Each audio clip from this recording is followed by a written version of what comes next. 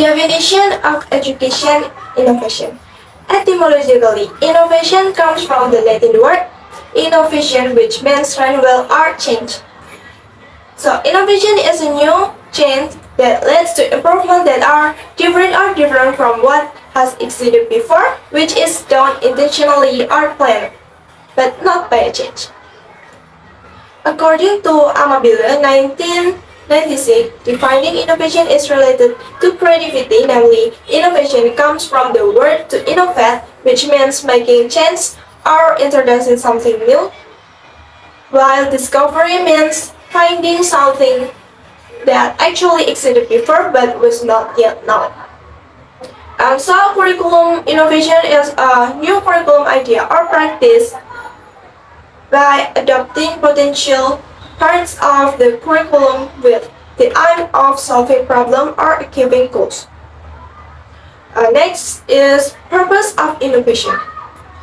According to Santoso 1974, the purpose of innovation is to improve human resources, organizational structure and producers, facilities related to infrastructure. And educational innovation is aimed to add improving efficiency, relevance, facilities and the number of students, the result of student development, the quality of human resources. The long-term goal to be achieved is the realization of the whole Indonesian human being. According to Kennedy, 1987 also discusses innovation strategies, quote from Sin and Ben 1970, suggesting three types of innovation, namely power coercive atau strategi pemaksaan, rational empirical atau empiric rational, and normative reeducative atau pendidikan yang berulang secara normatif.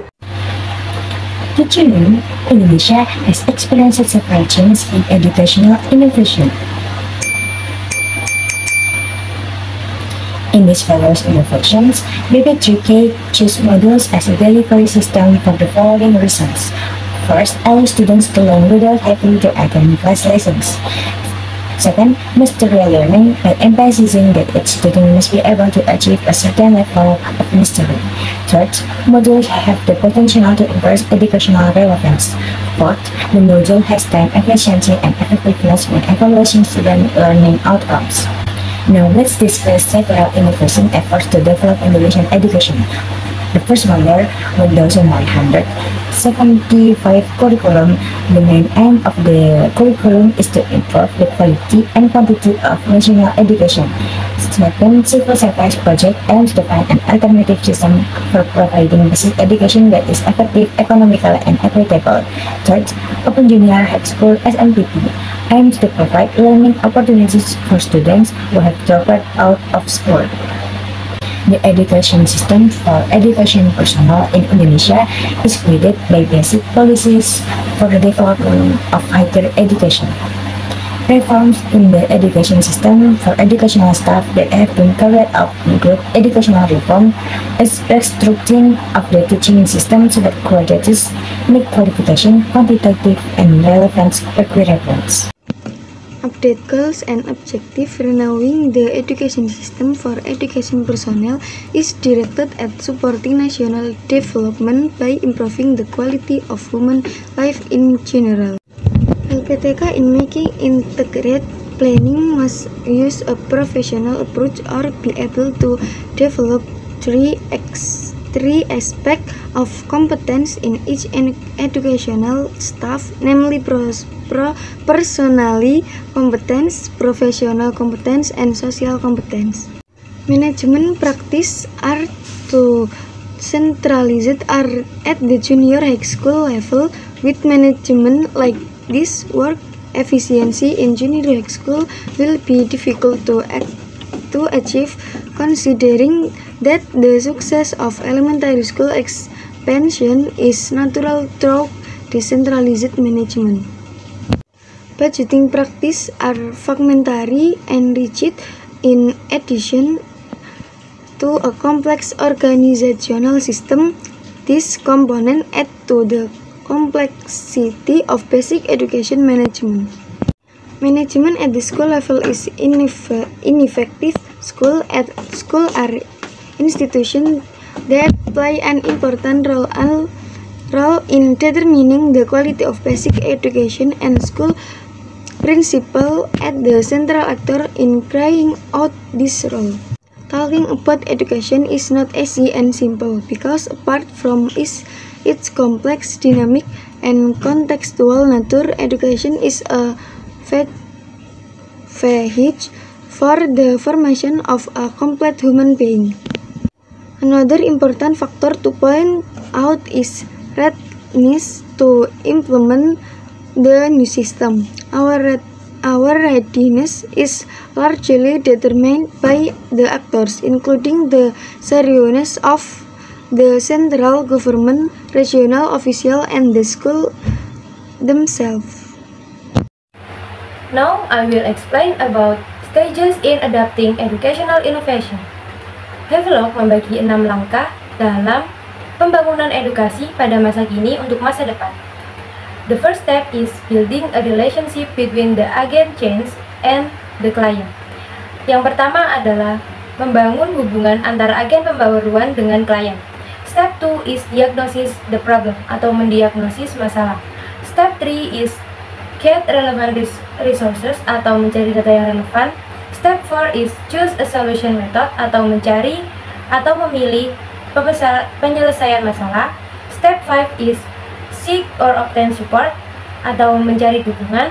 Step 6 or the last step is stabilize innovation and generate its own renewal atau menstabilkan inovasi dan menghasilkan pembaharuan sendiri.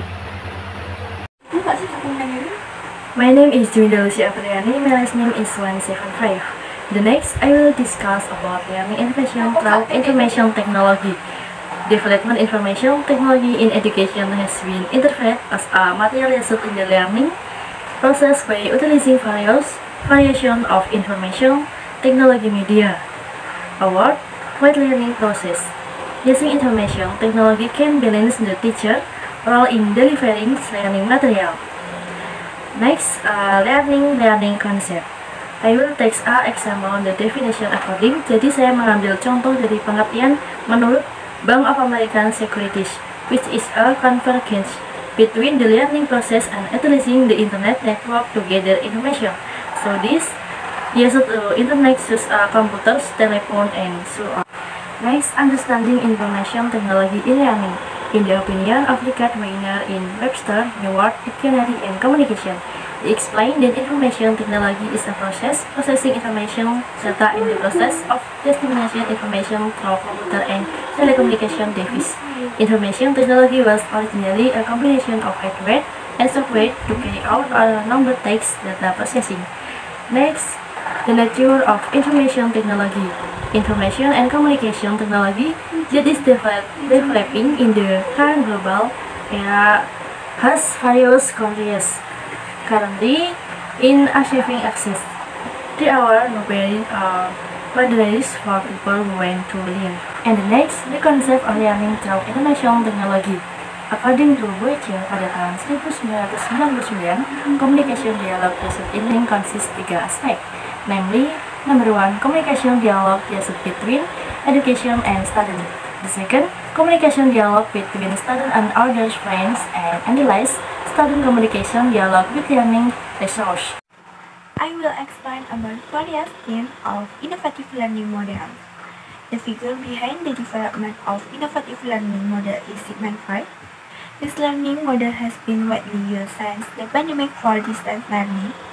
For digital tools such as e-book, web, conference, online quizzes, elements, or learning management system, learning applications that are accessed online to support the learning process. The first, Rumah Belajar. The second, Chip in School. The third, Meja Kita. The fourth, iKandel. The fifth, Indonesia X. Obstacles that occur in educational innovation include the first, lack of appropriate innovation target. The second, conflict and lack of motivation are considered unhealthy. several reasons why an innovation is often rejected and not accepted by implementers are as follows. The first, school or the teacher are not involved in the planning process.